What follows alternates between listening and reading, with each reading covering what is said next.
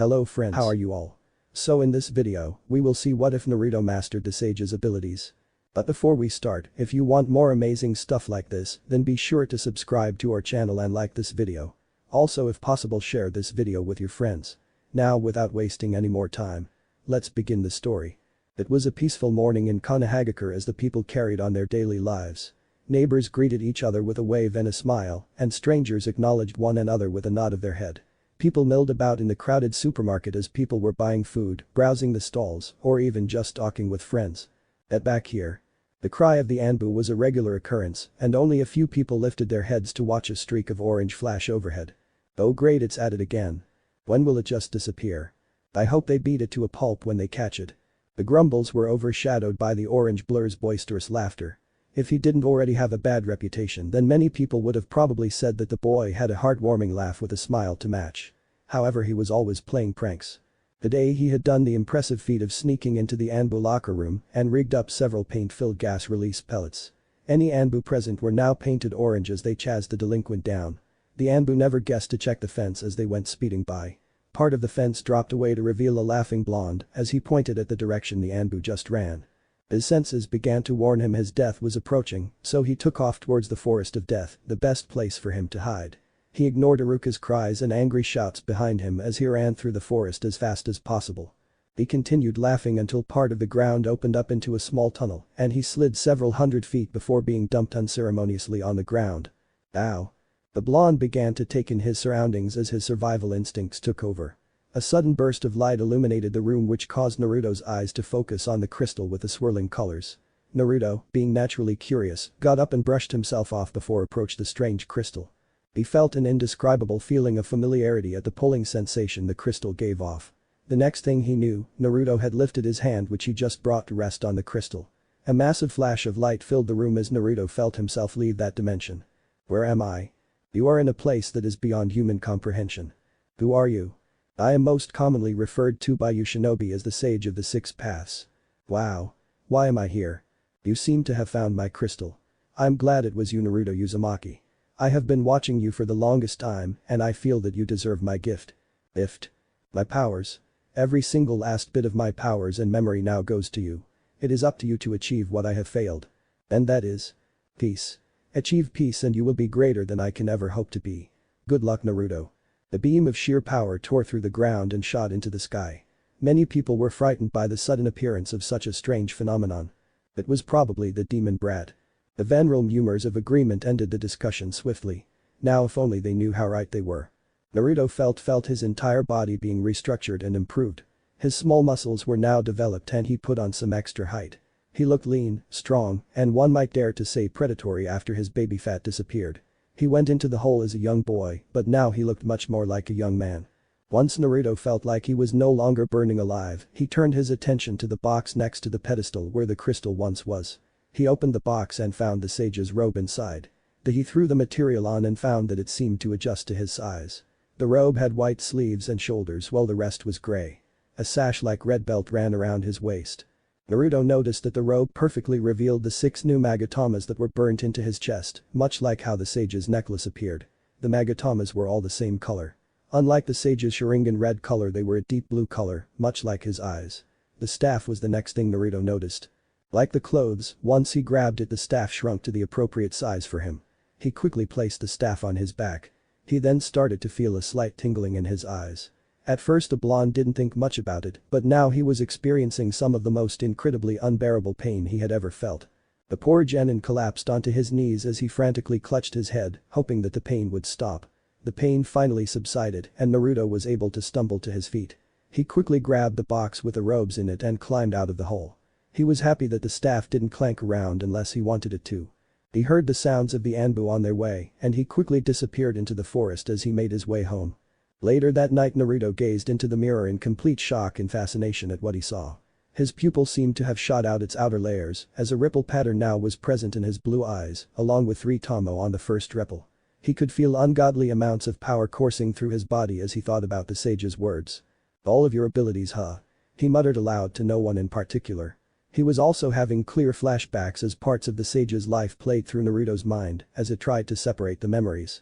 He was currently watching the birth of the Biju. At the end of their creation, Naruto couldn't help but shed a tear at what happened to them. Not long after their creation they were forced to watch their father figure succumb to old age. Naruto didn't know why, but he felt a strange attraction to the Nine Tails, Kurama. It was like he had known the fox all of his life. Naruto was wrenched from his thoughts as he let out a loud yawn. He dragged his tired ass to bed so he could sleep on all of the information he had gathered that day. Morning. God, how Naruto hated morning. He was surprised to find his eyes flutter open at the first glimpse of sunlight. At 4 in the morning. No, I'm going back to bed. If only I had shutters. God, do I wish I had shutters. Naruto never even noticed his chakra flare up and could only sigh contently when his brand new shutters had closed. When did he get shutters? He suddenly had another one of the sage's memories pop up in his mind as he seen the sage use a strange technique. The name suddenly flared to life in Naruto's head. The creation of all things. Wow. Naruto had just used the technique that created the Bijuu to create some window shutters to keep the sun out of his eyes. He rolled his eyes at his own laziness and got up. He was about to grab his orange jumpsuit when his eyes suddenly fell on the closed box. He opened it once again and removed the robe only to have a scroll fall out. Gently setting the robes aside, Naruto quickly bent down to retrieve the scroll that fell on the ground. He felt that same sense of familiarity with the scroll as he opened the paper. He instinctively put his hand on the kanji and pumped some chakra into it. A poof of smoke erupted from the scroll, and there was now a katana on the scroll. The katana's sheath was purple with a ring of 3 tomo at the top, 3 in the middle, and 3 on the bottom. The handle of the blade was wrapped in golden wrappings. Upon grabbing the hilt he found the wrappings were as soft and smooth as silk. He drew the blade and found he instantly knew how to use it. It was strange already knowing how to use things he was just discovering. The blade had several words carved into the blade. This blade shall only be wielded by the savior of the shinobi world. Naruto just read the words over and over to himself as he walked to his bathroom now dressed in the sage's robes. He admired the design on the back of the robes. The Rinnegan was positioned over the center column of tomo, while the tomo themselves were arranged in a 3x3 pattern. Speaking of tomo.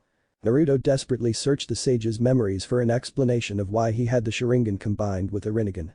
As he thought about it the answer became suddenly clear to him. The Rinnegan had been altered by some force within Naruto's own body that must have somehow added a form of 10 tails chakra to it, so he had the start of the Gyuubi's eye. Naruto, satisfied with that answer, focused on trying to make his eyes go back to normal with no such luck. Then a sudden mischievous grin spread across his face. They had all heard the stories about the god of shinobi, but those stories never told what the god looked like.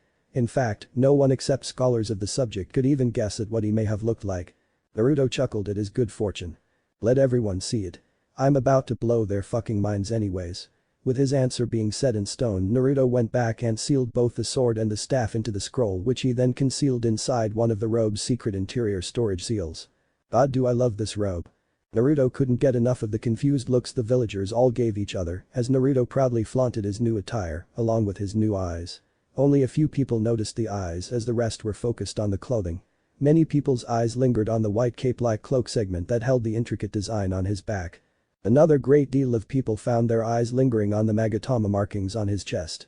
When he finally reached the academy he walked into the classroom and was surprised to find he was the first one there.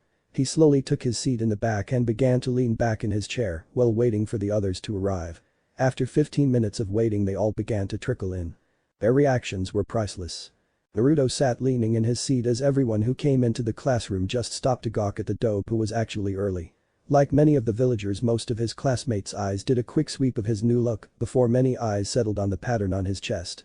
He casually stood up and whistled as he walked up to the board, grabbed an eraser, positioned it in the barely open door, and walked back to his seat like nothing happened. He could feel their gazes on his back, but he didn't care as he sat down and tilted his chair again. Well, are you guys done staring at me? The blonde smirked as they all snapped out of their trances and took their seats. He still did notice the glances he received from multiple girls in the class, including the pink-haired angel that sat next to him. Sakura continued to gawk at Naruto's new outfit and the body he had kept hidden all of this time. He's actually hot. Sakura knew the thought was shared by almost every girl in the class as they all stared at Naruto, some with stars in their eyes. Haruka walked into the classroom only to have an eraser drop on his head. Okay, who his voice caught in his throat as he seen the hand of the one and only Naruto Uzumaki go up. After several minutes of shocked silence Haruka cleared his throat before he spoke again. And Naruto, it's good to see you on time. Okay class, today we're going to start your final exams. We will do writing, physical, and finally jutsu in that order. Naruto blew through the writing portion of the test. It was really easy when you had the memories of the man that created the shinobi way at your disposal. Next was shuriken and kunai throwing. Naruto crushed Sasuke's core, earning yet another glance of disbelief from everyone, which just caused him to smirk even more. Finally was the part Naruto had been waiting for. Sparring. Any volunteers? Both Sasuke and Naruto stepped forward like usual. The fangirls started to cheer on Sasuke. Pick his butt, Sasuke. Yeah. Wipe the floor with th dope. Naruto noticed Sakura stood by Hinata instead of with the usual group of fangirls and actually gave Naruto a supporting smile. Maybe she finally wants to get to know me. Begin. Sasuke shot forward with the intent of putting everything into one punch to end it quickly. His hand shot forward and made contact with Naruto's open palm. He didn't even pay attention as he spaced out while dodging of Sasuke's attacks. The Uchiha was starting to become angry and his attacks got more erratic. Finally the Uchiha snapped. After so many failed attempts he resorted to his one main jutsu. Pain. Kakakyu no Jutsu. Naruto didn't seem to care about the fiery ball of death hurtling his way. Finally he sighed and looked at the fireball with a look of absolute boredom. Suiten. Suryuden no Jutsu. The bored tone in which he said it caused the Uchiha to grit his teeth. The water dragon seemed to materialize out of the air. Its sheer size made Sasuke's fireball look like a pea. The dragon roared before it rushed towards the stunned Uchiha. The boy closed his eyes in preparation for the strike when he heard water beginning to splash to the ground. He heard a collective gasp when a cold metallic object was held to his throat. He opened his eyes to find himself staring down the blade of a very impressive katana. You yield. Without waiting for an answer the blonde sheathed the blade and it disappeared in his robes again as he turned around. The Uchiha, seeing an opening, charged at the blonde student with a kunai. Naruto smiled as Sasuke fell forward. Hook, line, and sinker. At the last moment the blonde backflipped over the charging Uchiha and grabbed the black-haired boy by the shoulders as he twisted him around. Once they were face to face Naruto cocked a fist back and let it fly. He was rewarded by the satisfying smashing sound as Sasuke was sent through a tree. The silence was incredible as he walked off the sparring field to stand next to Sakura and Hinata. Sakura was the first to break the silence. That was awesome, Naruto. Sasuke-kun. I have never seen that level of fighting from academy students. You two are strong. The sole clap of Sakura's was joined by a timid Hinata. The two clapping started a chain reaction of clapping. No one ever noticed how Naruto got to be standing by Sasuke, but his next action shocked everyone including Iruka. Naruto stood above the beaten Uchiha with his hand extended. To be more specific, his pointer and middle fingers were extended in the friendship sign. Sasuke smirked and took Naruto's offer before being assisted to his feet by the blonde. They gave each other a small smile that only they noticed before they separated. The jutsu portion was also easy as Naruto created enough shadow clones to fill the entire testing room. Later when class rank was announced, Naruto was still declared as dead last due to his slacking during the year. But he didn't care. He passed and that was all that mattered. Team 7 is Naruto Uzumaki, Sakura Haruno, and Sasuke Uchiha. The night was clear and the stars were out. Naruto was laying down on the branch he occupied and stared into the millions of shiny dots. He had taken up this habit right after they began the journey to the wave. Naruto used this time to relax and sort out the massive jumble of memories that ran rampant through his mind. He stared up at the moon when an image flashed to the front of his mind. He seen a great battle being fought as the sage confronted a massive beast with one eye. Then, just as fast as it appeared, the image was gone. Naruto sighed as the memory disappeared. After seeing that flash of an image he wanted to know more about what happened. He heard a sound down by the fire. He saw Sakura through one of his clone's eyes. He noticed her eyes were turned in the direction of the real one as she looked at his prone body. He noticed her subtle sigh before she returned her gaze to Sasuke and half-heartedly tried to start a conversation. HN. The usual response took all of the wind out of Sakura's sails as she began to trace a pattern in the dirt while staring into the flames.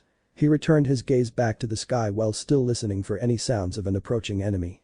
The mission had shot up from a C-rank mission all the way to an A-rank with the appearance of the Demon Brothers. The blonde sighed as he thought back to that encounter. Flashback begins. Naruto still felt the wave's excitement still coursing through his body. Although he didn't show it, the blonde was doing mental front flips, back flips, hell even side flips at the feeling of finally leaving Konoha for the first time. His demeanor suddenly changed to being completely alert on the inside while he displayed complete ignorance on the outside as he passed the puddle. He noticed Kakashi's minute nod as he continued to read his book. At his signal, Naruto continued acting as though he didn't notice the two figures rise from the puddle. He played his part perfectly as he watched on in shock as the chain tore Kakashi to pieces. Sakura froze up and Sasuke took a step back as the two figures turned to the three genin. Naruto surprised everyone by smirking and stepping forward while he cracked his stiff neck. Finally. Something to do around here. The blonde-haired genin nearly bounced up and down in excitement. Sakura, please protect Izuna-san. Sasuke, protect Sakura. The Uchiha began to step forward to help Naruto fight when he felt an invisible force stop him. You will listen to me and you will protect Sakura. The Uchiha didn't know why, but he felt himself walk back to stand beside Sakura. Now then, shall we begin? The Uzumaki smirked when the two men charged. Naruto yawned as the chain began to wrap around the bored genin. Sakura and Sasuke watched with a sort of sick fascination as Naruto smirked. The chain began to get pulled together with the intention of slicing him apart. Naruto. Shinra Tensei. The invisible shockwave ripped the chain apart link by link and threw the two Missinin into two trees. The forest shook as several trees collapsed due to missing their bases now. Naruto knew the fight wasn't over and had his katana in his hands before anyone knew he had moved. One of the two came from his left and Naruto dodged a pathetically slow attempt at a slash before he rammed the hilt of his blade into the ninja's stomach, hard enough to make the man cough blood. Naruto planted his hand on the back of the doubled-over ninja and leapt into the air, using the man as a balance and pivot point. Naruto bent his planted arm before H attempted to spring into the air using the man. Shinra Tensei. The wave forced the man into the ground as it propelled Naruto into the air. He brought his blade so the point lined up with the fallen man's chest and let gravity do the rest. From the speed he was falling it felt like butter as his blade slid effortlessly through the man. Without hesitation Naruto lifted his hand and pointed it at the dead man's comrade. He lifted his sword so it pointed right at the man before he spoke. Ansho Tenin. An invisible force pulled the man off of his feet and right towards his impending doom. The last emotion to cross the man's eyes was one that almost looked like he was begging for his life. Naruto ignored the look and pulled the man straight onto the blade. He dumped the corpse onto the ground and looked at it with disgust and turned to his comrades to speak. The only thing worse than choosing a mission over the lives of your friends is to abandon your village altogether. To kill your former friends for money and nothing more. Missing Nin are some of the lowest scum on this earth. He then turned to face the forest and spoke once more. Okay Kakashi, you can come on out. Then flashback. Naruto was glad he had killed those two ex-Miss Ninja, but something felt wrong. He was glad yet he felt disgusted at himself and his actions. He needed to sort through the feelings and to do that required time. So he took the first post for the night. He noticed that Sasuke had fallen asleep during his little daydream and Sakura kept glancing at Naruto, then back to Sasuke and then back again. She was biting her lower lip as if she was in deep thought. He thought she looked indecisive about something, but he just let it go. It didn't matter. He still had his own problems to sort through. Sighing, he laid his head back down and slipped into sleep. If anything entered or even got near the camp, his cage bunshin would hold them off while he got to the area. Sadly, his cage bunshin were unable to hold the special Dijutsu abilities that he had, except for the linked vision. No matter what his clone seen he could see too. Satisfied with his security grid, the blonde drifted off into a nice deep sleep. Danger. The blonde genin snapped his head up to see a very angry Sakura approaching him. How many times do I have to tell this baka to wake up? She cocked her rage-fueled fist back, but halted the punch when his rippled blue eyes met her beautiful emerald eyes. She felt her anger just fall away under his sleepy gaze. She couldn't meet his eyes so instead her eyes locked onto his whiskers. Eventually she had traced and memorized each one. With her focus no longer being held she looked back into his eyes just in time to see a powerful emotion submerge deep within those blue doored vault-scald eyes. With only a brief glimpse, she was unable to accurately analyze what she had just seen. She continued to puzzle over it until the blonde genin got up and stretched. He wore no shirt as he slept, so Sakura was a little shocked to find herself running her eyes over his toned body. He was strong, really strong. All of the muscle he had was crammed into his lean form and seemed to just increase the definition of the muscles he already had. Her eyes eventually landed on the strange new markings on his chest that he would openly flaunt with the robe he had taken up wearing since then. She was so focused on the Magatama that she failed to notice the growing smirk on his face. See anything you like, Sakura-chan? Her eyes snapped up to his and she noticed the laughter that continued to dance behind his eyes.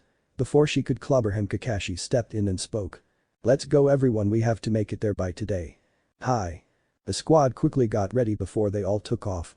After several hours of walking Naruto was sufficiently bored.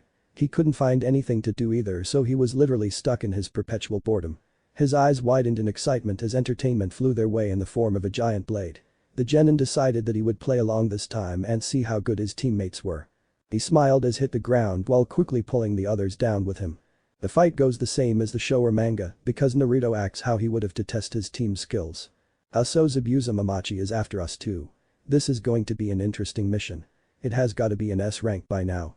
He glanced at the unconscious body of his teacher before turning his gaze on his slumbering team. They had finally reached Azuna's house, and after a quick meal everyone had passed out. Everyone except the blonde.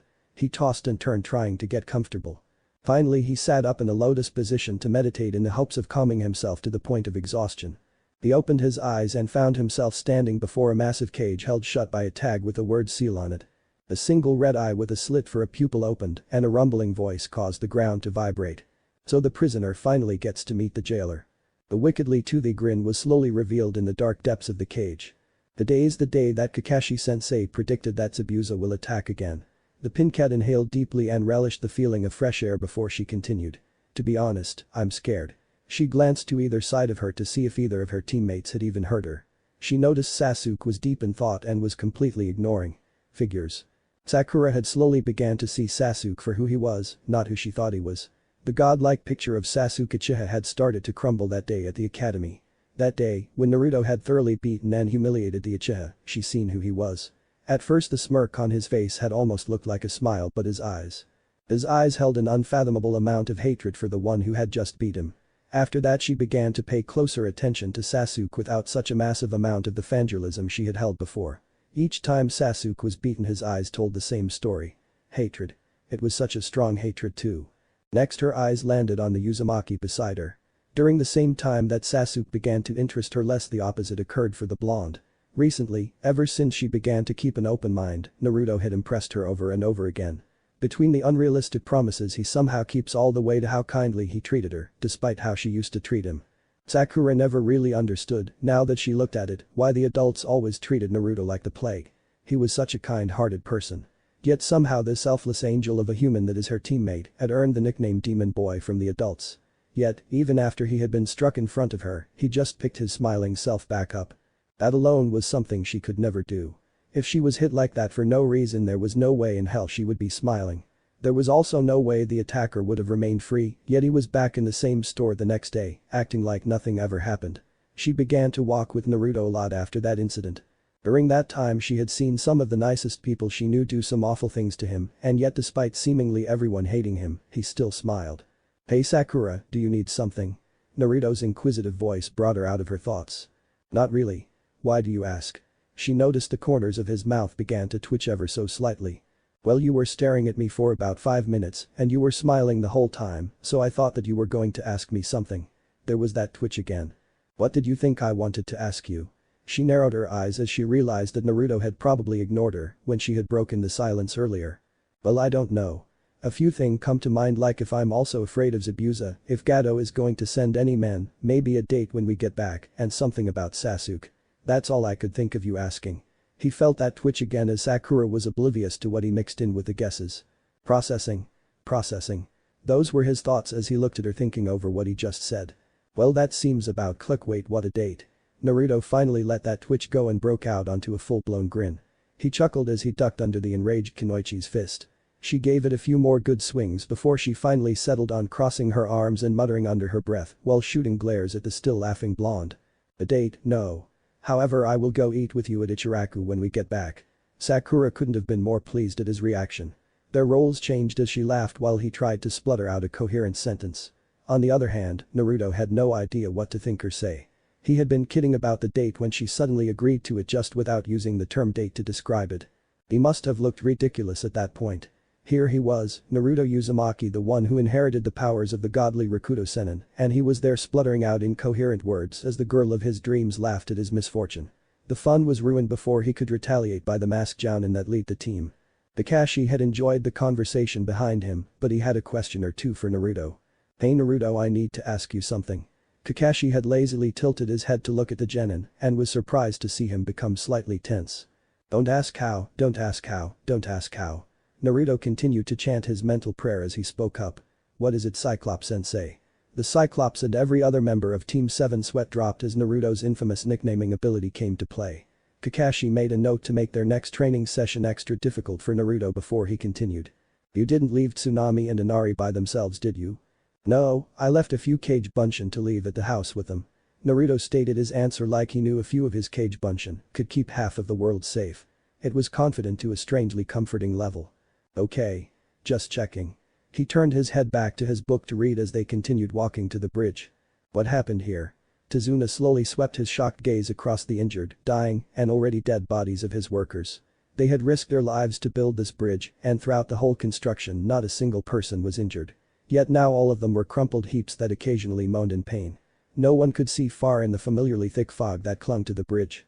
They were all on their guards at the sight of the beatdown before them, but when the same voice echoed from everywhere they were on the brink of insanity from awareness as the genin searched all around them. Even Naruto. Throwing on that act again. Well, hopefully it doesn't stay that way through this whole fight. The Jounin stared hard into the mist until he could finally make out the silhouette of two people. Several water clones came dashing into sight and surrounded the group of genin that protected his target. So you drug the little brats along to huh? Must really want to see them die. Naruto noticed Sakura tense up slightly when Hisabusa had mentioned them dying. He made a mental note to ask about that later before he turned his attention back to the clones. They each wielded the intimidating executioner's blade and all had death in their eyes. I don't think they're going to die today. At least, not if Naruto and Sasuke have anything to say about it. Kakashi's statement was punctuated by the splashes of several very dead water clones, while Sasuke and Naruto stood in front of Sakura, both of them spinning a kunai on their fingers. Too easy, don't you think, Sasuke? Naruto didn't bother to face Sasuke and instead stared directly at the two missing Kiri ninja. For once I think I agree with you, Dope. The Uchiha stared at Zabuza's familiar companion, realizing that the now visible Hunter Nin would probably be his opponent. Naruto was glad he had learned how to switch between his regular eyes and, as he so maturely called them, his ass-kicking eyes. Now that he thought about it, he was going to need a name for these eyes. Maybe when he got home he would try to think of one. Even without his new eyes active, Naruto felt confident that he knew what the next few minutes would bring. Well, Naruto turned out to be damn good at guessing things as he and Sasuke attempted to dodge another Senbon barrage. Naruto could have simply repelled all of them, but he didn't want to reveal his eyes yet. After the demon brothers were killed, he knew certain people would start to ask questions about how they were taken down so easily. The last thing he needed to do was draw attention to himself by walking around with a dijutsu that was only seen on the Rakuto Sennin himself. Naruto winced when he felt the bite of the Senbon punching through the skin and plunged into his left tricep. He felt another one cut his cheek while yet another hit him in the chest, several inches from piercing his heart.